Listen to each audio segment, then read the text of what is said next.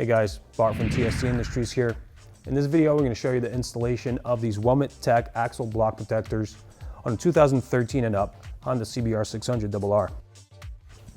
These axle blocks will protect your swing arm and peripherals in case of a crash by having an extra delian slider protruding from underneath the axle on one side and axle nut on the other side. This is a fairly straightforward installation. It requires the removal of your axle and axle nut and the OEM blocks, as well as repositioning the chain a little bit. It'll roughly take 20 minutes. Let's get started. All right, so first step, we will need to loosen the chain tensioners. First, I'll use a 12mm on the jam nut and back that out a little bit.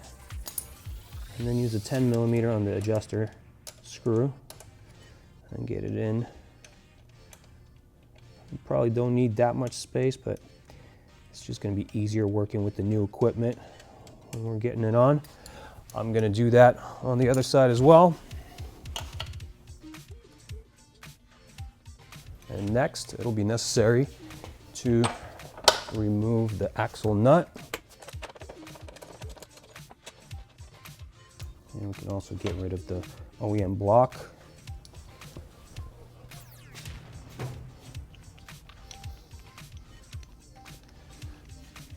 So for the right side of this system, we will have the flat axle block protector. We'll get it prepped here and ready to go. For the left side of the bike, we have the block that actually accepts the axle head. You can see this pocket milled into this top surface indicates that this is for the head of the axle, and it goes on the other side. Prep it on this side and move forward by removing the axle from the swing arm. And this is on newer bikes, this is pretty easy to do because the axle is not frozen in place. I'm going to use my foot underneath here to make sure that the wheel doesn't drop, and I could keep it in alignment. Just a side note, Pitbull makes a nice little ramp that keeps your wheel in place. We actually don't have that equipment right now, but you guys might, so you can use that to make your life easier here. I'm going to remove the axle now.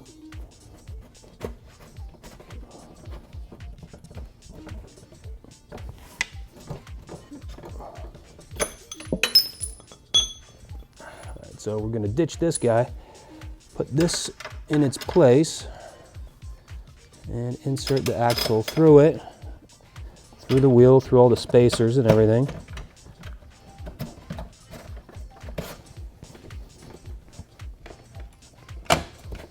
Make sure it comes out on the other side.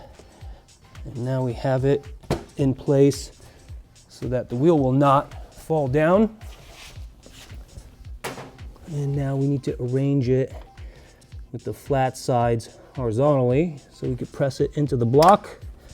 And once it's bottomed out, we can go to the other side and continue with the right block. I'm going to reuse the OEM washer and thread on the nut.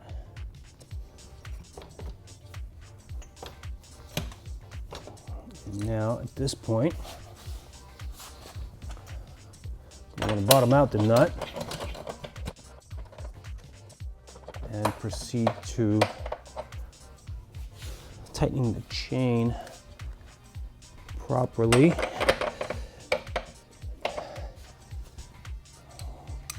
What I'm going to do here is just give it a little bit of tightness and use my 10mm wrench.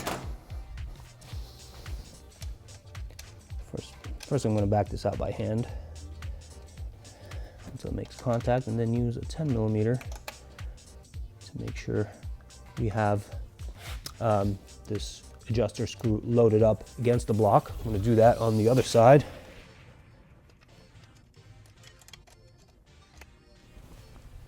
And now, using these stamped in distance lines, I will make sure that first my wheel is actually evenly spaced on both sides.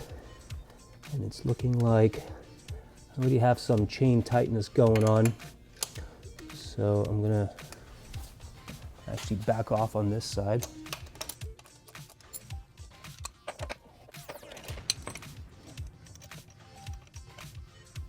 All right. I'm gonna start on the same line on both sides with the chain still loose. So let's start there. I'm on the third line. Your particular bike may be a little bit different since different drive components could be replacing your sprockets, your chain, things like that. When in doubt, you could always look into your owner's manual and get tips on how to adjust your chain there. All right, so I'm just past the third mark. I'm at 3.5 now, still slack. And now the chain's starting to come up. So for myself, I look for about 1 inch to 1.25 inches of movement on a link that is allowed to move the maximum amount.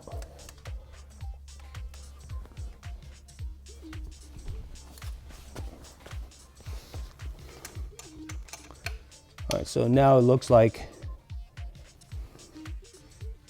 I'm even on both sides and I have my chain adjusted to the proper amount of slack. So I'm gonna go ahead and torque the axle nut. All right, so with my torque wrench adjusted to 83 foot-pounds, I'm gonna torque the axle nut.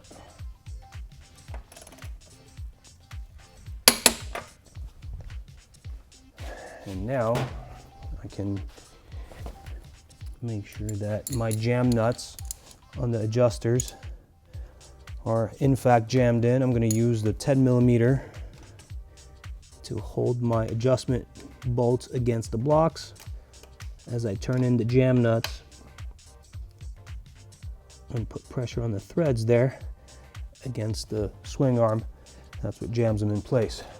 You do that on both sides. It's really the same procedure.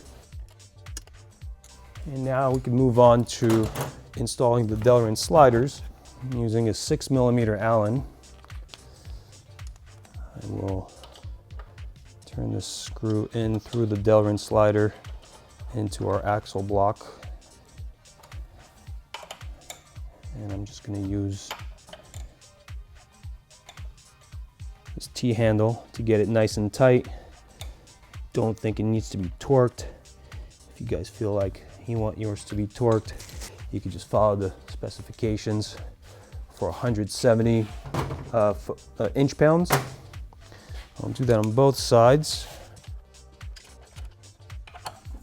And that's it. Now we're done. This installation's complete.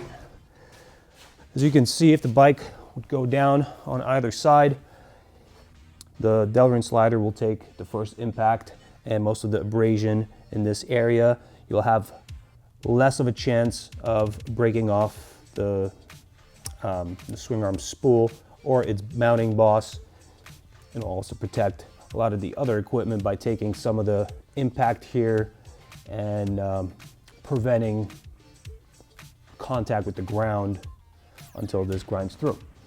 All right, so not bad, about 20 minutes, and it produces a really nice result. Also looks pretty nice. I hope you guys enjoy this video, and check out our website for more information. If you have any concerns, questions, comments, we always welcome them. Please place them below in the comment field. Other than that, we're done. Hope you enjoyed it. See you later.